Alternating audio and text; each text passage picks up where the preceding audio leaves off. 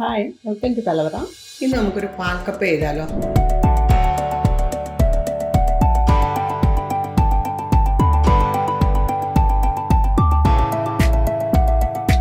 അതിനുവേണ്ടി ഇവിടെ എടുത്തിരിക്കുന്നത് 1 കിലോ കപ്പയാണ്. അത് തൊലി കളഞ്ഞ് അരിഞ്ഞ് കഴുകി വൃത്തിയാക്കി വെച്ചിരിക്കുകയാണ്. ഒരുപാട് വലിയ പീസുമല്ല, എന്നാൽ തീരെ ചെറിയ പീസുമല്ല. പിന്നെ വേണ്ടത് പച്ചമുളക് 3 എണ്ണം, 3 ചെറിയ ഉള്ളി, 2 ചെറിയ കഷ്ണം ഇഞ്ചി. ഇത്രയും കൂടെ മിക്സിയിൽ ചതച്ചെടുക്കണം.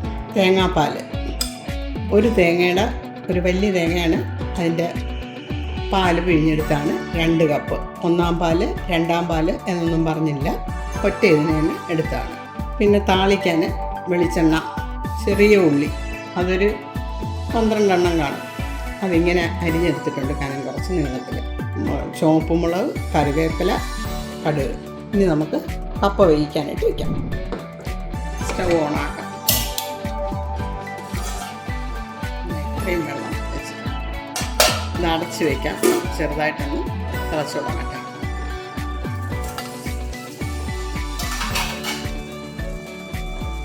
വെള്ളം തിളച്ച് ഇനി കപ്പയിടാം.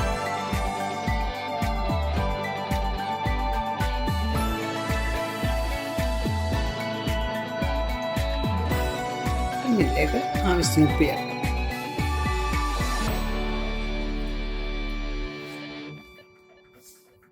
പോരെങ്കിൽ പിന്നീട് ചേർക്കാം.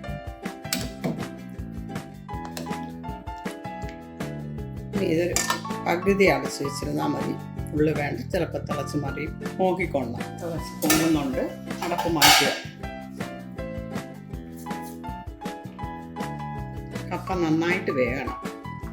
കപ്പ വെന്തിട്ടുണ്ട്. ഇനി നമുക്ക് സ്റ്റൗ ഓഫ് ചെയ്തിട്ട് ഊറ്റിയെടുക്കാം. ബിഗിനേഴ്സിന് ഊറ്റാൻ അറിയത്തില്ലെന്നൊരിൽ സ്ട്രെയിനറിൽ അത് അരിച്ചെടുത്താൽ മതി. കപ്പ ഞാൻ ഈ നോൺ സ്റ്റിക്കിൻ്റെ ഇതിലേക്ക് മാറ്റി സ്റ്റീലിൽ ഇനി വെച്ചിരുന്നാൽ ശരിയാകത്തില്ല. തേങ്ങാപ്പാൽ ഒഴിച്ച് സ്റ്റീലിൽ ചെയ്ത് കഴിഞ്ഞാൽ ചിലപ്പോൾ അടിയിൽ പിടിക്കും. നേരത്തെ ചതച്ചെടുത്ത മുളകും ഉള്ളിയെല്ലാം കൂടെ.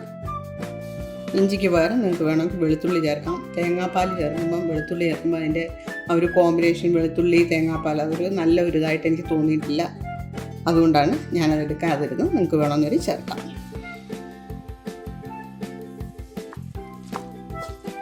അതുപോലെ പച്ചമുളകിൻ്റെ അളവൊക്കെ കുറച്ചുകൂടെ കൂട്ടണമെങ്കിൽ കൂട്ടാം. ഞാനത് കൂട്ടാതിരുന്നത്, ഇത് മാത്രമായിട്ടല്ല കഴിക്കുന്നത്. ഇത് കറക്റ്റിനുള്ള എരിവ് കാണും.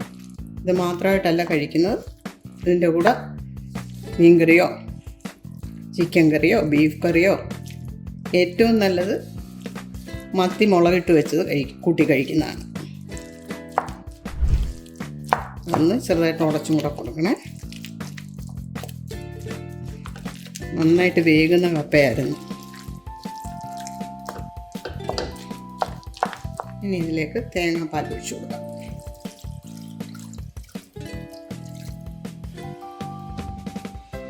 ഇനി സ്റ്റൗ ഓണാക്കാം. കപ്പ ഈ തേങ്ങാപ്പാലിൽ കിടന്ന് കുറച്ചുകൂടെ ഒന്ന് വെന്ത് കുഴഞ്ഞ് വരണം. മറ്റ് കപ്പ ശരിയാക്കുന്ന പോലെ അല്ല ഇത്. ഇച്ചിരി കട്ടിയായിട്ട് വരരുത്, കുറച്ച് നേർമയോടുകൂടി വേണം. ഒരുപാട് നേർമയാകണ്ട.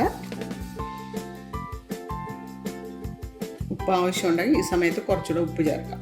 അതിന് ഉപ്പ് കറക്റ്റായിട്ടുണ്ട്, അതുകൊണ്ട് ഞാൻ ചേർക്കുന്നില്ല. നമ്മുടെ പാൽക്കപ്പ റെഡി ആയിട്ടുണ്ട്. ഇനി ഇതിലിരുന്നൊന്ന് കുറുകും. അപ്പോൾ ഇത്രയും മതി. ഇപ്പോൾ ഇനി സ്റ്റൗ ഓഫ് ചെയ്യാം. ഇനി ഈ പാൽക്കപ്പയിലൊന്ന് താളിച്ചൊഴിക്കാം. പാൻ ചൂടായി 2 ടേബിൾ സ്പൂൺ വെളിച്ചെണ്ണ, 1 ടീസ്പൂൺ കടുക്,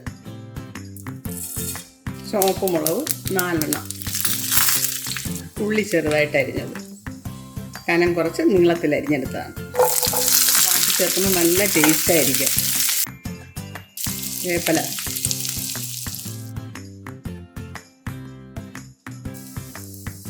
ഉള്ളിയൊക്കെ ഈ പരുവായിട്ടുണ്ട്. ഇനി നമുക്ക് സ്റ്റൗ ഓഫ് ചെയ്യാം. ഇത് പാൽക്കപ്പയിലേക്ക് ഒഴിക്കാം.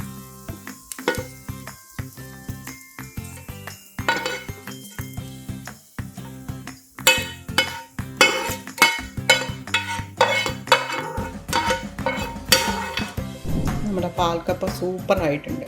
ഇനി ഒന്ന് ടേസ്റ്റ് ചെയ്ത് നോക്കാം. ഇപ്പം മീൻകറിയൊക്കെ ഒഴിച്ച് മീനുമൊക്കെ ആയിട്ടൊന്ന് ടേസ്റ്റ് ചെയ്യാം. അതിന് മുമ്പ് ഇതൊന്ന് മിക്സ് ചെയ്തെടുക്കട്ടെ.